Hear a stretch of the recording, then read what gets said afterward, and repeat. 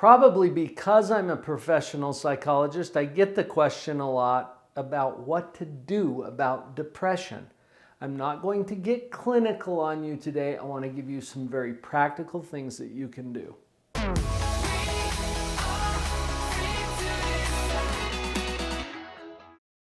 Let's start with thinking a little differently about depression. From a clinical standpoint, now I promised I wouldn't get clinical on you, but from a clinical standpoint, depression is officially a diagnosis. In fact, it's a diagnostic category, and there are several different subtypes of depression. We're not going to think about it as a diagnosis for the purposes of this video. Instead, let's think about this as a human experience. And by that I mean it is not something that you have, it is not something that you are, it is something that you experience.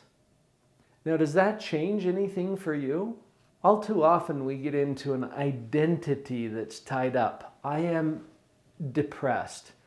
I am depressed. Did you hear that? Or I have clinical depression. I have depression, like it's a thing or a disease. Now, I know that there's some arguments for a disease kind of analogy, but just try on the difference when you say, I experience depression. See, that puts it just a step away from me. It's not me, it's not even something I have, it's simply something that I experience. This might seem simple. It's an important thing that you can do about depression. Don't take this on as an identity. Let's look at it as an experience and see what else we can do about it. Before I get into this next point, I have to acknowledge this is where I get fired.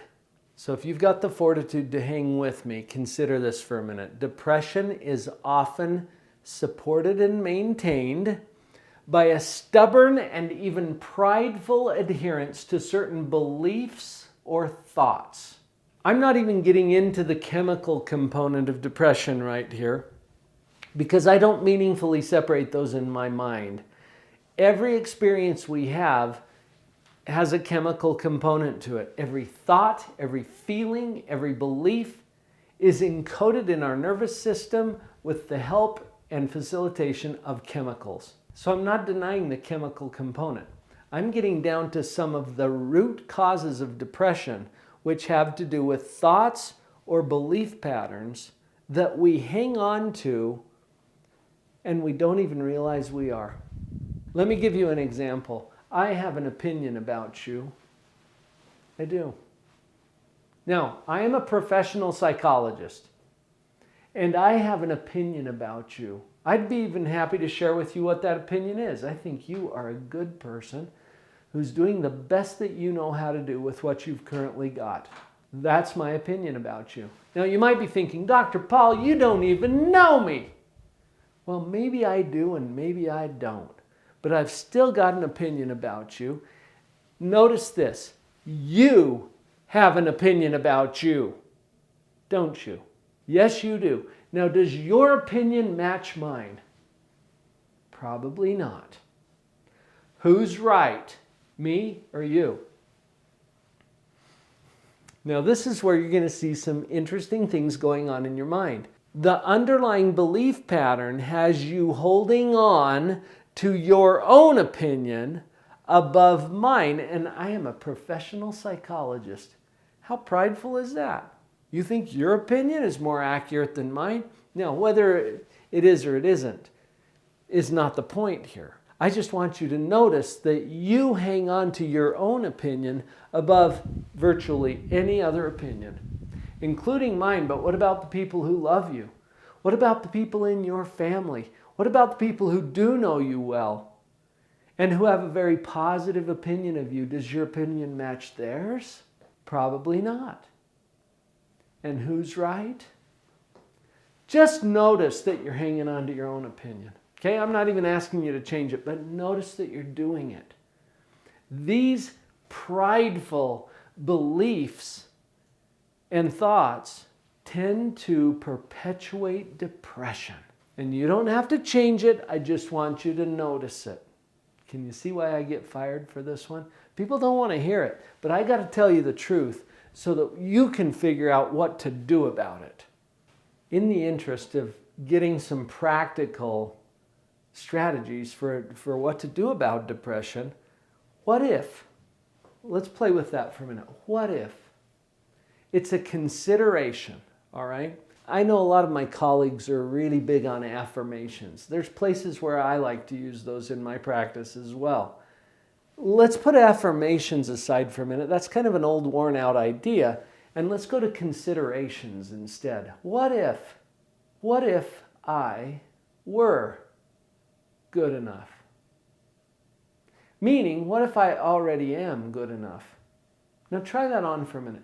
Notice if you try on a new thought, you're going to have a little initial resistance. Did you feel it? Did you feel your own mind start to resist what I just suggested? Ask yourself, what if I am already good enough? And then let it be a consideration. Don't fight it. Don't resist it. Simply try it on. And notice that there's something in your mind that wants to fight it or argue with it or resist it. Just notice that. Those are the beliefs that I'm talking about that can keep you stuck in depression. We're trying on a new thought. That's all we're doing, just trying it on. See, we don't want to get in a battle with our subconscious mind. Our subconscious is hanging on to the old belief that I am not good enough, and here's 5 reasons why I'm not. That's the part we don't want to tick off when we try on a new idea. So we're not saying, no, I'm not saying I am good enough. I'm saying, what if I were? I'm just trying it on. And then our subconscious is like, oh, okay, I thought you were trying to say something there for a minute. Our subconscious is going to chill out and maybe let us consider it. Now, as you ask this new what if question, as you try it on, how would it feel if you really believed it? How would that feel? To believe that you are already good enough, that you're a good enough mom, that you're a good enough dad, that you're a good enough spouse or employee or human being. How would it feel? Now, I believe personally and professionally that those feelings that you can imagine, if you were to really believe that, those feelings are an indicator that you're on the path to truth. And I believe that believing that truth about yourself is going to help to alleviate this depression. Okay? This is almost magical, but just try it on. Give it a shot. Now let's get really practical. We've been talking about the thinking. The next thing that you can do about depression is to do something. You are bright. You've been paying attention and you already know 3 or 4 things that you could do to improve your situation. Is this true? Yeah, you already know some things. One of my clients, I had this conversation with her and she said, I know I need to exercise. Yeah, the psychological research shows that if you move your body, if you get good cardiovascular exercise at least 3 to 5 times a week, you're going to do better with your depression. And most people know that. But are they exercising? Are you exercising? Notice what your mind did. Okay, so you come up with several reasons why you're not, and you've already convinced yourself that you can't because you don't have the time, you don't have the money, you don't have the energy, you don't feel like it. That's one of the things I hate about depression, because it creates in our own mind a resistance to the very things that are going to help us.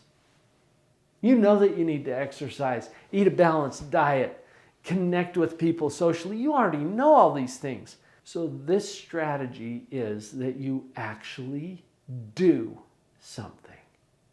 You don't have to do everything. I'm going to let you off the hook for that because that will create pressure and you'll just stop. You won't even do it. It's the start that stops us. Kind of hear what I'm saying there? In fact, let's just handle really quickly some of the resistance that comes up in our own mind. I don't have time. It's a lie. You've got time to do something. You're watching this video. That's taking your time. What if you were to take just 5 minutes? Commit to this right now.